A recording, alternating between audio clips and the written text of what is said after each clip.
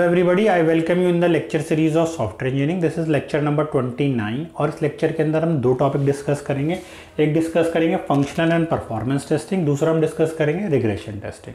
Functional and performance testing की हम बात करें तो we are focusing on the input और उसके रेस्पेक्ट में क्या आउटपुट जनरेट हो रहा है। अगर हम परफॉर्मेंस टेस्टिंग की बात करें तो हम लोड की बात कर रहे हैं, स्केलेबिलिटी की बात कर रहे हैं, ठीक है। दूसरा अगर हम रिग्रेशन टेस्टिंग की बात कर रहे हैं तो regression testing is all about कि जो कोई पार्ट डीबग होके मॉडिफाइड होके आया उसको टेस्ट आउट करना और उससे रिलेटेड वो वाले पार्ट्स जो उससे रिलेट कर रहे हैं उन पार्ट को टेस्ट करना दैट माइट बी इफेक्टेड।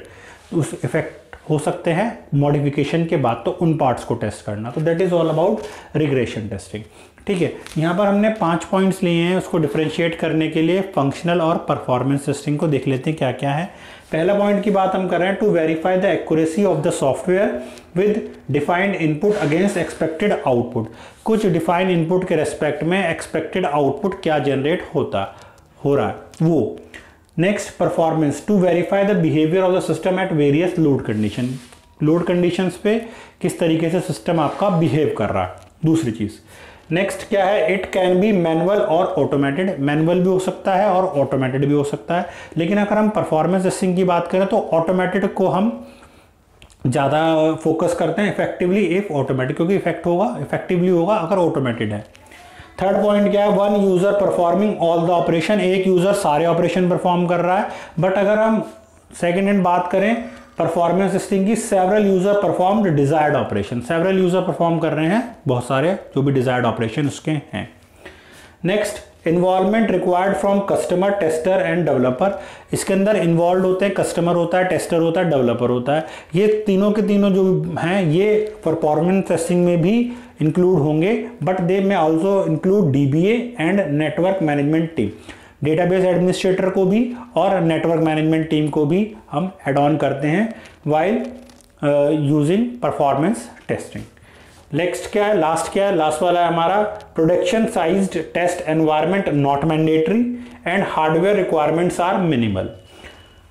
इसकी बात करें, requires close to production test environment and several hardware facility to populate the load. यहां पर क्या है, हमें कोई टेस्ट एनवायरनमेंट की ज़्यादा ज़रूरत नहीं है, लेकिन यहाँ पर हमें उसकी ज़रूरत है, और हार्डवेयर रिक्वायरमेंट मिनिमल है, यहाँ पर हार्डवेयर रिक्वायरमेंट ज़्यादा है। तो that is all about function and performance testing. Functional testing क्या होती है, परफॉर्मेंस टेस्टिंग क्या होती है, तो आप डिफ्रेंशिएशन कर सकते हैं with the help of these points, ठीक। जो हमारा नेक्स्ट पॉइंट है हमारा रिग्रेशन टेस्टिंग। अगर हम रिग्रेशन टेस्टिंग की बात करें तो रिग्रेशन टेस्टिंग हमने अभी बताया था कि मॉडिफाइड पार्ट को टेस्ट आउट करना। It is a process of testing the modified parts of the code and the part that might get affected due to the modification. Modified part को test out करना और उन parts को जो effect हो सकते हैं after modification, to ensure that no new errors has been introduce in the software after modification. कोई नई एरर तो जनरेट नहीं हो गई, तो that is all about regression testing. Modified part और उससे रिलेटेड जो हो सकते हैं इफेक्टेड उस मॉडिफिकेशन की वजह से उसको टेस्ट आउट करना, तो यहाँ पर वो पूरा प्रोसेस को बोलते हैं हम रिग्रेशन टेस्टिंग, ठीक है। तो यहाँ आप देखेंगे अगर हम रिग्रेशन टेस्टिंग की बात करें तो हमने यहाँ पे 3 पॉइंट कंसीडर करें। उन 3 पॉइंट्स के अंदर कुछ सब पॉइंट्स हैं। पहला है आइडेंटिफिकेशन ऑफ बग्स, दूसरा है मॉडिफिकेशन और तीसरा है selection and execution of test cases, ठीक है। अगर हम आइडेंटिफिकेशन ऑफ बग्स के बारे में बात करें तो दैट में includes program failure, debugging and identification of bugs last.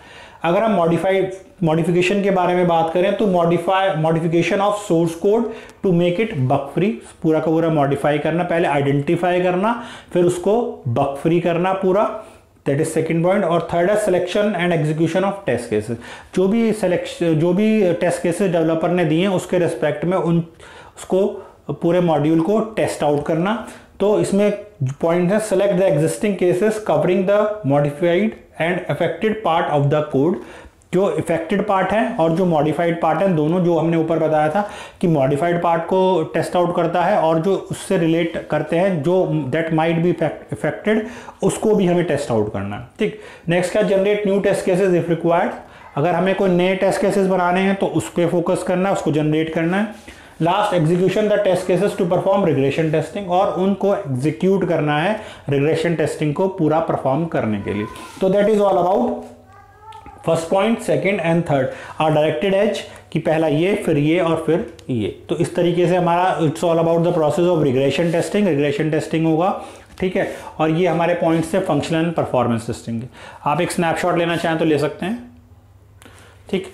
I hope आपको लेक्चर समझ में आया होगा, और अगर आपकी कोई भी क्वेरी है तो आप हमें कमेंट बॉक्स में लिख के पूछ सकते हैं। Thank you for watching this video.